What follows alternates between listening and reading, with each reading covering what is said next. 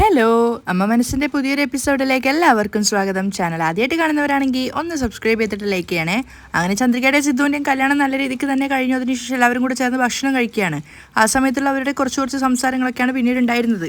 മലര് അച്ഛനോടും അമ്മയോടും, അതായത് സിദ്ധുവിനോടും ചന്ദ്രികയോടും പരസ്പരം ഭക്ഷണമൊക്കെ വാരിക്കൊടുക്കാൻ പറയുന്നുണ്ട്. അവർ കൊടുത്തതിന് ശേഷം മലരും അവർക്ക് രണ്ടുപേർക്കും വാരിക്കൊടുക്കുകയാണ്. ആ സമയത്ത് വാസു ജാനകിയോട് ചോദിക്കുന്നുണ്ട്, ജാനകി, ഞാനൊരു കാര്യം പറഞ്ഞാൽ നീ എന്നെ വഴക്കും അറിയോ? വഴക്കൊന്നും പറയില്ല, എന്താന്ന് പറഞ്ഞോളൂ. എങ്കിൽ ഞാനും ഒരു വായി ഭക്ഷണം വാരിത്തരട്ടെ എന്ന് ചോദിച്ചു കേട്ടതും ജാനകി ആകെ ചമ്മുവാണ്. എന്തൊക്കെയാട്ടെ നിങ്ങൾ ഈ പറയുന്നത്? ഇത് കല്യാണ മണ്ഡപമാണ്, അത് ഓർമ്മയിൽ വെച്ചോ. അത് നിങ്ങളുടെ മോൻ്റെ കല്യാണമാണ്. അതൊന്നും സാരമില്ല, ഞാൻ എൻ്റെ ഭാര്യക്കല്ലേ വാരിത്തരട്ടേയും ചോദിക്കുന്നത്, വാസു പറയാണ്. അയ്യോ, നിങ്ങൾ എന്തൊക്കെയാ ഈ പറയുന്നത്? നമ്മുടെ മക്കളെ കല്യാണം കഴിഞ്ഞ് അവർ പരസ്പരം വാരിക്കൊടുക്കുക, അപ്പോഴാണോ നിങ്ങൾ എനിക്ക് വാരിത്തരട്ടേയും ചോദിക്കുന്നത്? നമ്മളിപ്പോൾ ഭക്ഷണം വാരിക്കൊടുക്കുന്നത് കണ്ടു കഴിഞ്ഞാൽ കാണുന്ന ആൾക്കാരൊക്കെ തെറ്റിദ്ധരിക്കും. ജാനകി, ആരും തെറ്റിദ്ധരിക്കില്ല. രണ്ടുപേരും സ്വകാര്യം പറയും പോലെയാണ് പറയുന്നത്.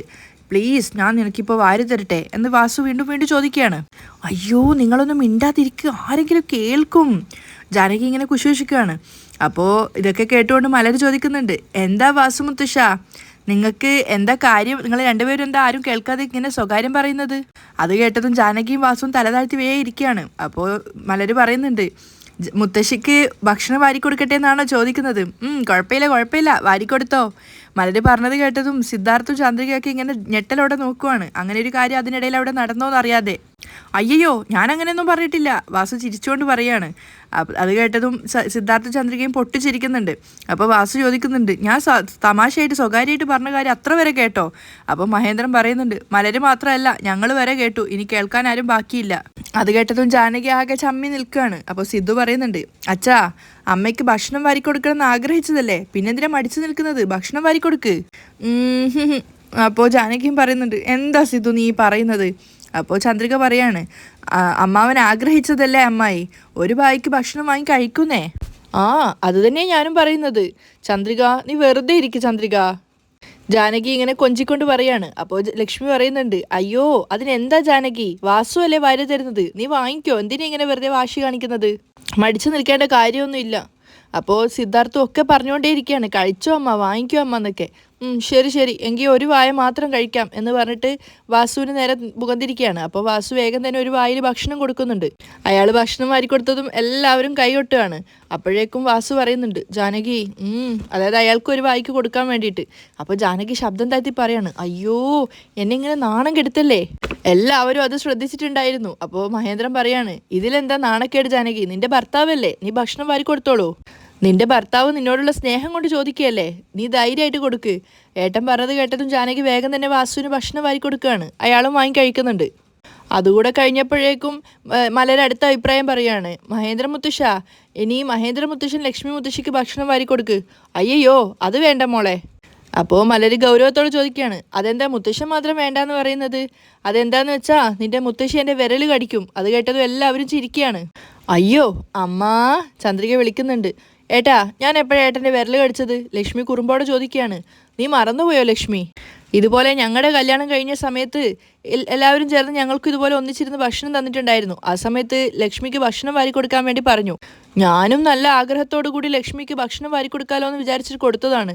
പക്ഷേ ഞാൻ പ്രതീക്ഷിക്കാതെ ലക്ഷ്മി എൻ്റെ വിരൽ കടിച്ചു മോളെ. അത് കേട്ടതും ചന്ദ്രിക പറയുന്നുണ്ട്, അമ്മ, ഈ ഒരു കാര്യം അമ്മയ്ക്ക് എന്നോട് ആദ്യമേ പറഞ്ഞൂടായിരുന്നോ? അങ്ങനെയാണെങ്കിൽ ഞാനും സിദ്ധു സാറിൻ്റെ വിരൽ കടിക്കുമായിരുന്നില്ലേ? എന്ത്, എൻ്റെ വിരൽ കടിക്കുന്നോ? അങ്കിൾ, നന്നായിപ്പോയി ഈ കാര്യം ആദ്യം തന്നെ ചന്ദ്രികയോട് പറയാതിരുന്നത്, അല്ലെങ്കിൽ അവളും എൻ്റെ വിരൽ കടിച്ചേനെ. ഓരോ കോമഡിയൊക്കെ പറഞ്ഞ് ചിരിച്ചുകൊണ്ടാണ് അവർ ഭക്ഷണം കഴിക്കുന്നത്. അപ്പോഴാണ് ചന്ദ്രിക ശ്രദ്ധിച്ചത്, സിദ്ധാർത്ഥിൻ്റെ ഇലയിലുണ്ടായിരുന്ന ആ ഒരു പപ്പടം മാത്രം അവൻ കഴിച്ചിട്ടില്ല. അവൾ സംശയത്തോട് ചോദിക്കുകയാണ്, ഇതെന്താ സാർ പപ്പടം മാത്രം എടുക്കാത്തത്? പപ്പടം എടുക്കാത്ത എന്താണോ? അതിനൊരു കാരണമുണ്ട്. അതെന്താ സാർ? പപ്പടം കൊണ്ട് ഒരു കളി കളിക്കാനുണ്ട്. എന്ത് കളി? പപ്പടം വെച്ചിട്ട് എന്ത് കളിയാണ് ഉള്ളത്? ചന്ദ്രയ്ക്കൊന്നും മനസ്സിലായില്ല. അതെന്താന്ന് വെച്ചാൽ, പപ്പടം ഇതുപോലെ നമ്മുടെ കയ്യിലെടുത്ത് വെക്കുക. എന്നിട്ട് നമ്മുടെ അടുത്തിരിക്കുന്ന ആളുണ്ടാവില്ലേ, അവരുടെ തലയിൽ ടക്ക് എന്നും പറഞ്ഞിട്ട് ഇതേപോലെ എടുത്ത് പൊട്ടിക്കുക എന്നും പറഞ്ഞിട്ട് ചന്ദ്രികയുടെ തലയിൽ കൊണ്ടുപോയിട്ട് പപ്പടം പൊട്ടിക്കുകയാണ്. അവളതൊരിക്കലും പ്രതീക്ഷിച്ചിട്ടുണ്ടായിരുന്നില്ല. അതുകൊണ്ട് തന്നെ ചന്ദ്രിക ശരിക്കും ഷോക്കായി പോയിട്ടുണ്ടായിരുന്നു. പക്ഷെ അവൾ ആ ഞെട്ടുന്നത് കണ്ടിട്ട് എല്ലാവരും പൊട്ടിച്ചിരിക്കുകയാണ്, സിദ്ധാർത്ഥ് ഉൾപ്പെടെ. അമ്മ നോക്കമ്മ, സാർ എന്താ ചെയ്തേന്ന്. അപ്പോഴേക്കും ലക്ഷ്മി അവരുടെ ഇലയിലുണ്ടായിരുന്ന പപ്പടം എടുത്തിട്ട് ചന്ദ്രിക കൊടുത്തിട്ട് പറയാണ്, ഇന്ന ചന്ദ്രിക, ഇത് നീ കൊണ്ടുപോയിട്ട് അവൻ്റെ തലയിൽ പൊട്ടിക്ക്. അത് കേട്ടതും ചന്ദ്രിക അത് വാങ്ങിയിട്ട് സിദ്ധാർത്ഥിൻ്റെ തലകിലെ പൊട്ടിക്കാൻ വേണ്ടി കൊണ്ടുവന്നതാണ്. അവൻ എഴുന്നേറ്റ് ഓടി രക്ഷപ്പെടാൻ ശ്രമിക്കുന്നുണ്ടെങ്കിലും ജാനകിയും മലരും ഒക്കെ ചേർന്നിട്ട് അവനെ പിടിച്ചു വെക്കുകയാണ്. അതുകൊണ്ട് ചന്ദ്രിക ആ ഒരു പപ്പടം സിദ്ധാർത്ഥിൻ്റെ തലയിലും പൊട്ടിക്കുന്നുണ്ട്. സിദ്ധാർത്ഥിൻ്റെ തല മുഴുവൻ ആ ഒരു പപ്പടത്തിൻ്റെ പൊടിയായിട്ടുണ്ടായിരുന്നു. അവനതിങ്ങനെ തുടച്ചുകൊണ്ട് പറയുന്നുണ്ട്, എന്തിനാ അമ്മ എന്നെ പിടിച്ചു കൊടുത്തതെന്നൊക്കെ. അങ്ങനെ അത് ഒരുവിധം മാറ്റിക്കഴിഞ്ഞപ്പോഴേക്കും മലർ അവളുടെ ഇലയിലുണ്ടായിരുന്ന പപ്പടം എടുത്തിട്ട് വീണ്ടും സിദ്ധാർത്ഥിൻ്റെ തലയെ കൊണ്ടുപോയി പൊട്ടിക്കുകയാണ്. അത് കണ്ട് എല്ലാവരും പൊട്ടിച്ചിരിക്കുമ്പോഴേക്കും മലർ വീണ്ടും ഒരു പപ്പടം എടുത്തിട്ട് ചന്ദ്രികയുടെ തലയിലും പൊട്ടിക്കുന്നുണ്ട്. എല്ലാവരും എൻജോയ് ചെയ്തിട്ടാണ് ഭക്ഷണം കഴിക്കുന്നത്, ചിരിച്ച് കളിച്ച്. അതേസമയം മേഘയാണെങ്കിൽ കല്യാണ മണ്ഡപത്തിൽ നിന്ന് പോയിട്ട് വേറൊരു സ്ഥലത്ത് ഇരിക്കുകയാണ്. അവളാകെ നിരാശയോടെയാണ് ഉണ്ടായിരുന്നത്. അവളിങ്ങനെ ചിന്തിക്കുന്നുണ്ട്, ഒക്കെ നഷ്ടപ്പെട്ടു. അവസാനം വരെ കൊണ്ട് എത്തിച്ചിട്ട് അവസാനം സിദ്ധാർത്ഥിൻ്റെയും ചന്ദ്രികയുടെയും വിവാഹവും നടന്നു. ഇനി എന്ത് ചെയ്യാനാ? ഇനി എന്നെക്കൊണ്ട് അവരെ തമ്മിൽ പിരിക്കാൻ സാധിക്കുമെന്ന് തോന്നുന്നില്ല. മേഘ ശരിക്കും ഒരു എന്താ പറയുക, എല്ലാം നഷ്ടപ്പെട്ട ഒരാളുടെ അവസ്ഥയിലായിട്ടുണ്ടായിരുന്നു. എന്തൊക്കെ നഷ്ടപ്പെട്ടിട്ടുണ്ടായിരുന്നെങ്കിലും മേഘയുടെ ആകെ ഒരു പ്രതീക്ഷ ചന്ദ്രികയും സിദ്ധാർത്ഥിനെ ഒന്നിച്ച് ജീവിക്കാൻ അനുവദിക്കുന്നില്ല എന്നുള്ള മാത്രമായിരുന്നു. പക്ഷെ അവസാനം അതും നഷ്ടപ്പെട്ടു. അവളിങ്ങനെ ഒരു എരിവൊരു സഞ്ചാരം കെട്ടിയ പോലെ ഇരിക്കുകയാണ്. ആ സമയത്താണ് മഹേഷ് അങ്ങോട്ടേക്ക് വരുന്നത്. മഹേഷ് വന്നതുകൂടി മേഘ അറിഞ്ഞിട്ടുണ്ടായിരുന്നില്ല. മഹേഷ് വിളിച്ചത് കേട്ടതും അവൾ പെട്ടെന്ന് ഞെട്ടിത്തിരിഞ്ഞ് നോക്കുവാണ്. പക്ഷേ മഹേഷിനെ കണ്ടതും അവൾ ആകെ ഞെട്ടിപ്പോയിട്ടുണ്ടായിരുന്നു. അവൾ ചാടി എഴുന്നേറ്റ് ചോദിക്കുകയാണ്, മഹേഷ്, നീ എങ്ങനെ ഇവിടെ വന്നത്?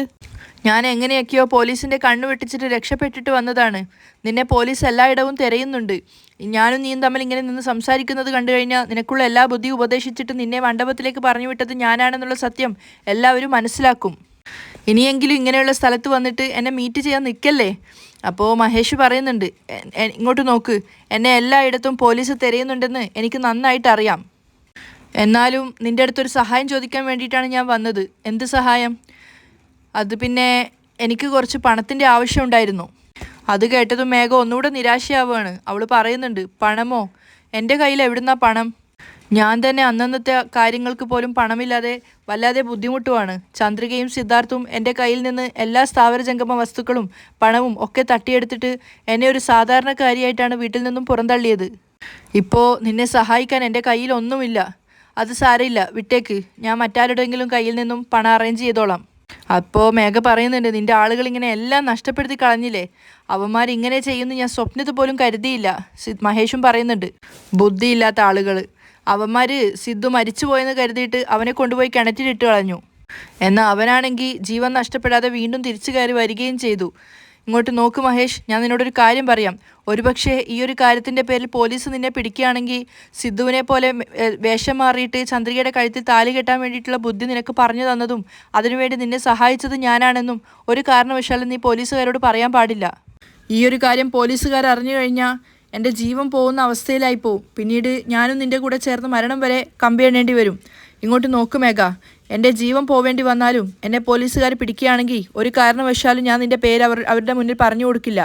പക്ഷേ ഒരു കാര്യം ഞാൻ തീർത്തു പറയാം, അങ്ങനെ ഞാൻ ജയിലിൽ പോകേണ്ടി വരുവാണെങ്കിൽ തീർച്ചയായിട്ടും അതിനു മുമ്പ് ആ സിദ്ധാർത്ഥിനെ കൊന്നിട്ടേ ഞാൻ പോവുള്ളൂ. മഹേഷ് വീണ്ടും വീമ്പ് പറയുന്നത് കേട്ടപ്പോൾ മേഘ പറയുന്നുണ്ട്, ഞാനൊരു കാര്യം പറയട്ടെ, നിന്നെക്കൊണ്ട് സിദ്ധുവിനെ ഒന്നും ചെയ്യാൻ സാധിക്കില്ല. വീണ്ടും ആവശ്യമില്ലാതെ അവൻ്റെ ജീവിതത്തിലേക്ക് വലിഞ്ഞു കയറാൻ പോയിട്ട് അവൻ്റെ കയ്യിൽ പെടാൻ നിൽക്കണ്ട. അവനെയൊക്കെ അടിക്കണമെങ്കിൽ അതിനൊക്കെ ഒരു ധൈര്യം വേണം. മഹേഷിനെ താഴ്ത്തിക്കെട്ടിക്കൊണ്ടാണ് മേഘ സംസാരിക്കുന്നത്. നിന്നെ കൊണ്ടൊന്നും അത് സാധിക്കില്ല. മഹേഷിൻ്റെ ആണത്തത്തെ ചോദ്യം ചെയ്യുന്നത് പോലുള്ള ഓരോരോ വാക്കുകളാണ് മേഘയിൽ നിന്നും വന്നുകൊണ്ടിരുന്നത്. അത് മഹേഷ് നന്നായിട്ട് കൊള്ളുന്നുണ്ടായിരുന്നു. മേഘ, നിനക്ക് എന്നെക്കുറിച്ച് എന്തറിയാം? ചന്ദ്രികയെ എനിക്ക് കിട്ടുന്നുള്ള വിശ്വാസം കൊണ്ടാണ് ഇത്രയും കാലം ഞാൻ സമാധാനത്തോടെയും ക്ഷമയോടെയും നിന്നത്. പക്ഷേ ഇപ്പോഴൊരു കാര്യം എനിക്ക് ബോധ്യമായി, ചന്ദ്രികയെ ഇനി എനിക്ക് എൻ്റെ ജീവിതത്തിൽ കിട്ടില്ല. അതുകൊണ്ട് ഇനി ഞാൻ വെറുതെ ഇരിക്കുന്നു നീ കരുതണ്ട. എനിക്ക് കിട്ടാത്ത ചന്ദ്രികയെ അവനും കിട്ടണ്ട. അതുകൊണ്ട് എങ്ങനെയെങ്കിലും ജയിലിൽ പോകുന്നതിന് മുമ്പേ ആ സിദ്ധാർത്ഥിനെ കൊന്നു കളഞ്ഞിട്ടേ ഞാൻ പോവുള്ളൂ. അവൻ എന്താ കരുതുന്നത്? ചന്ദ്രികയുടെ കഴുത്തിൽ താലി കെട്ടിയെന്ന് കരുതി അവർക്ക് രണ്ടുപേർക്കും ഒന്നിച്ച് സന്തോഷത്തോടെ ഇനിയുള്ള കാലം ജീവിക്കാമെന്നോ? ഒരിക്കലും കരുതണ്ട.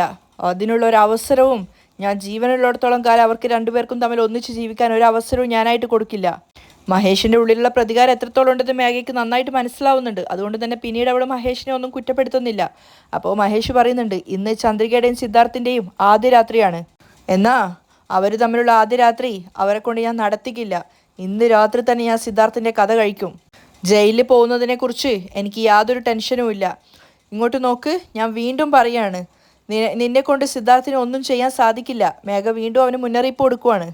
ആവശ്യമില്ലാതെ വീണ്ടും അവൻ്റെ ജീവിതത്തിൽ പോയിട്ട് നീയായിട്ട് തന്നെ നിനക്ക് കുരുക്കുണ്ടാക്കി വെക്കാതെ. അവനെ ഞാൻ വെറുതെ വിട്ടെന്ന് കരുതി പോലീസ് എന്നെ വെറുതെ വിടുന്നാണോ? മഹേഷ് തിരിച്ചു ചോദിക്കുകയാണ്. എന്തായാലും ഞാൻ ജയിലിൽ പോകുന്നുള്ള കാര്യം ഉറപ്പാണ്. ശരി ഞാൻ പോയിക്കോളാം, അതിന് കുഴപ്പമില്ല. പക്ഷേ പോകുന്നതിന് മുമ്പ് ആ സിദ്ധാർത്ഥിൻ്റെ കഥ കഴിച്ചിട്ടേ ഞാൻ പോവുള്ളൂ. മഹേഷ് നല്ലൊരു ഉറച്ച തീരുമാനത്തോടു കൂടിയാണ് അവിടെ നിന്ന് പോകുന്നത്. അങ്ങനെ കല്യാണമൊക്കെ കഴിഞ്ഞിട്ട് എല്ലാവരും ക്ഷേത്രത്തിന് പുറത്ത് കസേരയൊക്കെ ഇട്ട് ഇരിക്കുകയാണ്. ആ സമയത്ത് മഹേന്ദ്രനും ലക്ഷ്മിയും ചന്ദ്രികയും സിദ്ധാർത്ഥും വാസുവും ജാനകിയൊക്കെ ഒന്നിച്ചിരുന്ന് സംസാരിച്ചുകൊണ്ടിരിക്കുകയാണ്. അങ്ങോട്ടേക്ക് മുറുക്കാനുള്ള ഇത് കൊണ്ടുവച്ചിട്ടുണ്ടായിരുന്നു, വെറ്റിലെ മുറുക്കൊക്കെ. അപ്പോൾ അത് കണ്ടപ്പോൾ തന്നെ ജാനകി വാസുവിനോട് പറയാണ്. അപ്പോഴേക്കും വാസു വേഗം എടുത്തിട്ട് അത് ഒരു പാത്രത്തിലാക്കിയിട്ട് അതിൻ്റെ ലെവലിലാക്കി എടുക്കുകയാണ് മുറുക്കാനുള്ള രൂപത്തിൽ.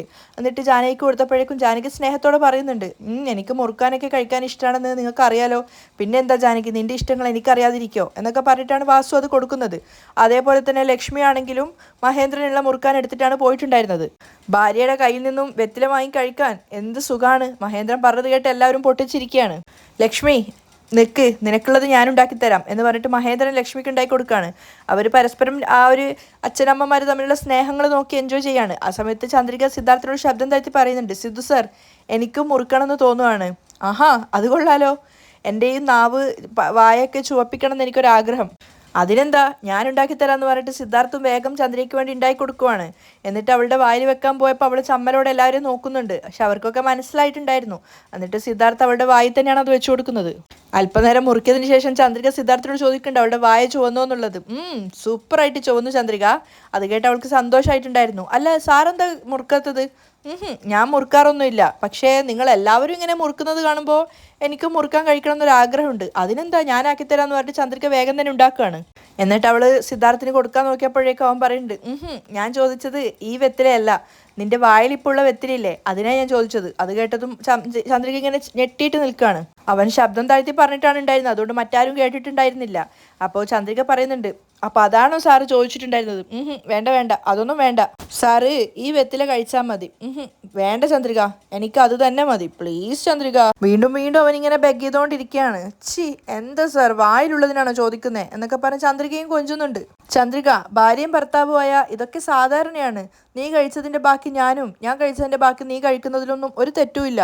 ഞാനല്ലേ ചോദിക്കുന്നത്, താ ചന്ദ്രിക. അയ്യോ വേണ്ട സാർ, ആരെങ്കിലും കണ്ടു കഴിഞ്ഞാൽ മോശമായിരിക്കും. അതൊന്നുമില്ല, ഞാൻ ഒരു കാര്യം കാണിച്ചു തരാം എന്ന് പറഞ്ഞിട്ട് സിദ്ധു വേഗം ഫോൺ എടുത്തിട്ട് അതിലൊരു വീഡിയോ കാണിച്ചു കൊടുക്കുകയാണ്.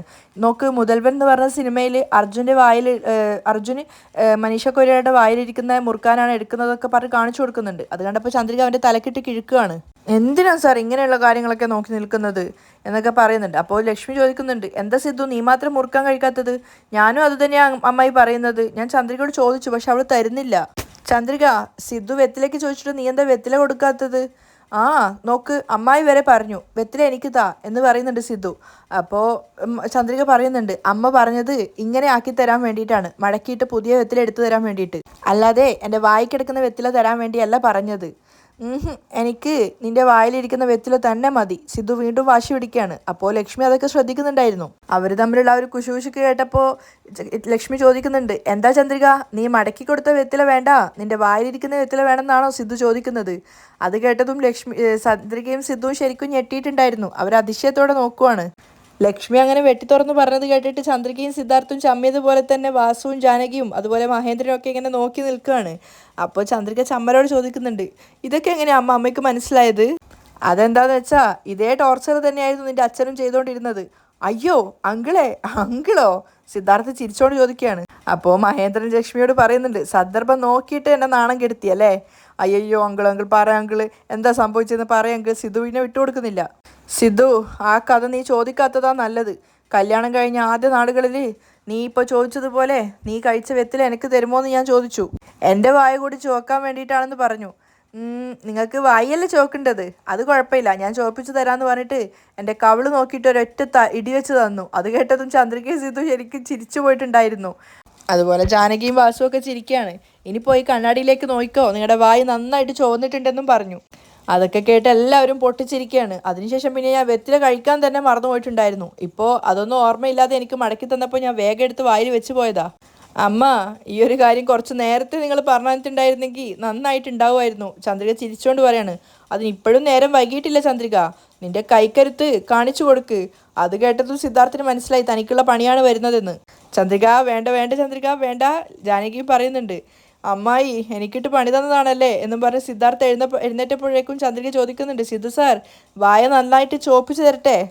അവൻ വേഗം അവിടെ നിന്ന് ഓടി രക്ഷപ്പെടുകയാണ്. പിന്നാലെ തന്നെ ചന്ദ്രികയും പോകുന്നുണ്ട്.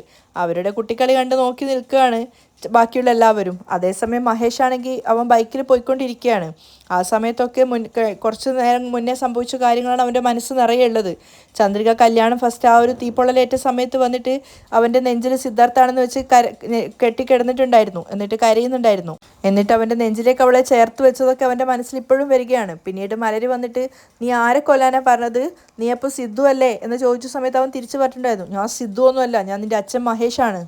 എന്നിട്ട് മലറിനെ കൂട്ടിക്കൊണ്ട് പോയിട്ട് ബാത്റൂമിനകത്തേക്ക് തള്ളി പൂട്ടിയിട്ടതും അതിനുശേഷം ചന്ദ്രികയുടെ കഴുത്തിൽ താലി കെട്ടാൻ ഒരുങ്ങും തോറും മലറിനെ കാണാതെ താലി കെട്ടാൻ വിടില്ല എന്ന് ചന്ദ്രിക വാശി പിടിച്ചതും അവസാനം സിദ്ധാർത്ഥ് വന്നിട്ട് തൻ്റെ മുഖംമൂടി എല്ലാവർക്കും മുന്നിൽ അഴിച്ചു മാറ്റിയതും അങ്ങനെ ഓരോന്നോരോന്ന് ആലോചിച്ചിട്ട് വണ്ടിയിലല്ലാത്ത വേറൊരു ലോകത്തെന്ന പോലെയാണ് മഹേഷ് വണ്ടി ഓട്ടിക്കൊണ്ടിരുന്നത്. അങ്ങനെ കുറച്ചു ദൂരം കൂടി മുന്നോട്ട് പോയ സമയത്ത് അവൻ്റെ വണ്ടി പെട്ടെന്ന് സ്റ്റെക്കായിട്ട് നിന്ന് പോവുകയാണ്. അവനെ പെട്രോളിൻ്റെ ഇതൊക്കെ അഴിച്ചു നോക്കുന്ന സമയത്ത് വണ്ടിയിൽ പെട്രോൾ ഉണ്ടായിരുന്നില്ല. അങ്ങനെ അവൻ വണ്ടി തള്ളിക്കൊണ്ട് ഇനി പെട്രോൾ പമ്പ് വരെ പോകണമല്ലോ എന്നൊക്കെ വിചാരിച്ച് നടക്കുകയാണ്. ആ സമയത്ത് കയ്യിലാണ് ഹെൽമെറ്റ് ഉണ്ടായിരുന്നത്. മുന്നിലായിട്ട് പോലീസിൻ്റെ വണ്ടി വരുന്നത് കണ്ടതും മഹേഷ് ഒന്ന് പേടിച്ചിട്ടുണ്ടായിരുന്നു. അതുകൊണ്ട് തന്നെ അവൻ്റെ കയ്യിലുണ്ടായിരുന്ന ആ ഒരു ഹെൽമെറ്റ് താഴേക്ക് വീഴുകയാണ്.